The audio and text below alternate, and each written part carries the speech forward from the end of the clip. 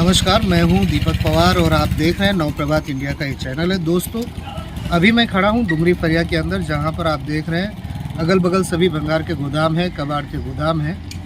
और बात ये भी कहना चाहता हूं कि अब गुजरात पोल्यूशन कंट्रोल बोर्ड की पीछे मेरे गाड़ी भी है और ये गुजरात प्रदूषण कंट्रोल बोर्ड के द्वारा नोटिस दी जा रही है।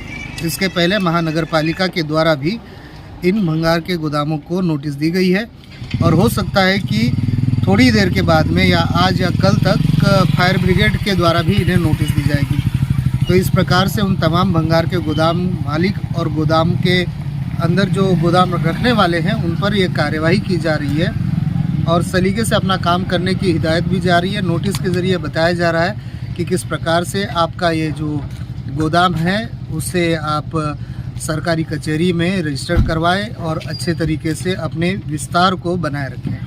लगातार पिछले कुछ दिनों से वापी मनपा और जीपीसीबी की भंगार के गोदाम मालिकों को नोटिस का सिलसिला जारी है।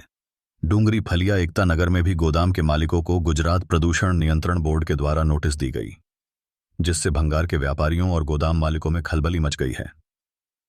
वापी तहसील के डूंगरा विस्तार में लगभग 2 से 3 हजार की संख्या में गोदाम स्थापित है और अलग अलग तरह के कंपनी के वेस्ट को यहां लाकर छांटा और साफ कर सॉर्टिंग की जाती है, जिसे पुनः जरूरतमंद कंपनियों को रॉ मटेरियल के रूप में बेचा जाता है। इन गोदामों में गरीब तबके के हजारों वह लोग काम कर अपनी रोजी रोटी कमाते हैं। जिस प्रकार से अब मनपा और जीपीसीबी एक्शन मोड पर है, इसे देखते हुए लगता है कि आने वाले दिनों में अब यह गोदामों को बंद होते देर नहीं है। मैं तकरीबन 25 साल से यहाँ रहता हूँ और मेरे पास 20 साल से मेरा दुकान है। यहाँ पे तो लगभग 35 से 40 साल से लोग यहाँ रह रहे हैं।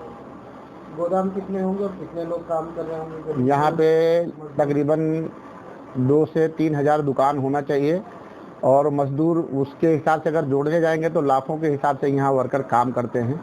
सबकी रोजी रोटी यहाँ इसी हिसाब से लगा हुआ है। और इसी में पहला नंबर सर ये है कि जो गोडाउन पे जो अनलीगल जो महानगर पालिका कह रही है, उस हिसाब से तो यहाँ ऐसा मुझे कुछ दिखाई नहीं दे रहा है। सारा सिस्टम हमारे पास मौजूद है। जीपीसीबी का नंबर या बोलती है या किसी चीज का अदर, तो वो हमको मिलता ही नहीं है, तो हम लेंगे कहाँ से परमिशन। दूसरा सवाल ये है कि अगर इस तरह अगर बंद करवाती है तो लाखों के हिसाब से नहीं, उसके ऊपर लोग बेरोजगार होंगे और कंपनियों का भी असर बहुत बुरा होगा, जो हम ला करके उनके कचरे को सॉर्टिंग करके अलग अलग भाषाओं में उसको वितरण करके उसको बेचते हैं या कर देते काम करते हैं, वो बहुत सारा दिक्कत होगा। जब एक डंपिंग सिस्टम अपने पास नगर पालिका इतना बड़ा नहीं है तो फिर इस डंपिंग को कहाँ ले जाएगी। ये विस्तार है डुंगरी फरिया का और मैं ये बताना चाहता हूँ कि डुंगरी फरिया विस्तार में 3000 से ज़्यादा भंगार के गोदाम हैं। इन गोदामों में कई सारे लोग काम भी करते हैं। इस तरह अगर गिना जाए तो लाखों लोगों की रोजी रोटी का भी यहाँ पर सवाल खड़ा हो रहा है। रही बात भंगार के गोदाम मालिकों की, इन व्यापारियों की, तो व्यापारियों का कहना ऐसा है कि अगर इस विस्तार में इन्हें इनका धंधा करने न दिया जाए तो ये कहीं और इन्हें दी जाए जगह ज़मीन, जहाँ ये अपना ये कारोबार चला सके और इन भंगार के गोदामों में जो लाखों लोग जो मजदूरी करते हैं, रोज़गार उनका है, उनके लिए भी एक नया रोज़गार उत्पन्न हो सके। हमारा खुद का जो है 14-15 रूम है। अगर गोदाम बंद हो गई तो हमारी भी रोजी रोटी पर असर आएगी, हम भी मारे फिरेंगे, बहुत असर पड़ेगी हमारे लिए भी। इन भंगार के गोदामों में पिछले 35 सालों से, ये जो भंगार के गोदाम है डुंगरी फरिया में 35 सालों से यहाँ पर स्थित है और इन 35 सालों में इन लोगों ने यहाँ पर जगह ज़मीन जो खरीदी है इसका बाकायदा टैक्स भी भरा है और इस टैक्स के अलावा ये घर vera, light bill, industrial tax भी भरते हैं। तो ऐसे में सवाल खड़ा ये हो जाता है कि आखिर अगर ये अभी अवैध है तो इनसे वो इंडस्ट्रियल टैक्स, वो घर वेरा जो इनकी जो भंगार के गोदाम चलते हैं उसका टैक्स नगर पालिका क्यों लेती थी, ग्राम पंचायत क्यों लेती थी?